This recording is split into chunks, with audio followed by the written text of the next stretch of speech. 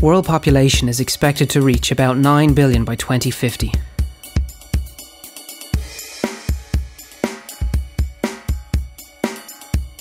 %86% of this, in other words almost 8 billion people, will be in the developing world. The thing is, the actual number of people is not in itself an issue, except in some very densely settled countries. In fact, you could fit the entire population of the world into the state of Texas, although not very comfortably. In world population terms, what really matters is a simple ratio, 32 to 1. It represents consumption, and this is where our problems begin. The average rates at which we consume resources, such as oil and metals, and produce waste, like plastic and greenhouse gases, are about 32 times higher in North America, Western Europe, Japan and Australia than they are in the developing world. 32 to 1 captures the difference in consumption between the first world and the third world. This little ratio has huge consequences. Let me explain. The estimated 1 billion people who live in the developed world have a relative per capita consumption rate of 32.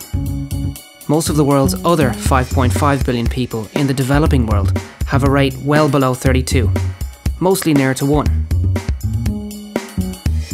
This means that with 10 times the population, the United States consumes 320 times more resources than, for example, Kenya does.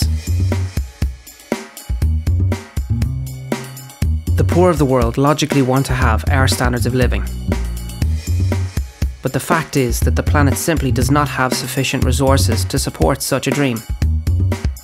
And so, we're left with a fundamental problem. If the whole developing world were to catch up with us, world consumption rates would increase 11-fold. It would be as if the world had a population of 72 billion people.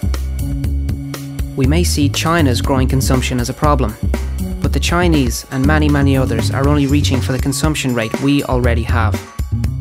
Telling them they cannot or should not try would be hypocritical, immoral, self-serving, and futile, as it wouldn't work.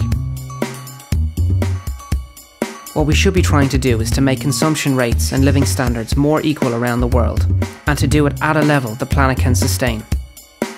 The question is, how can we do this?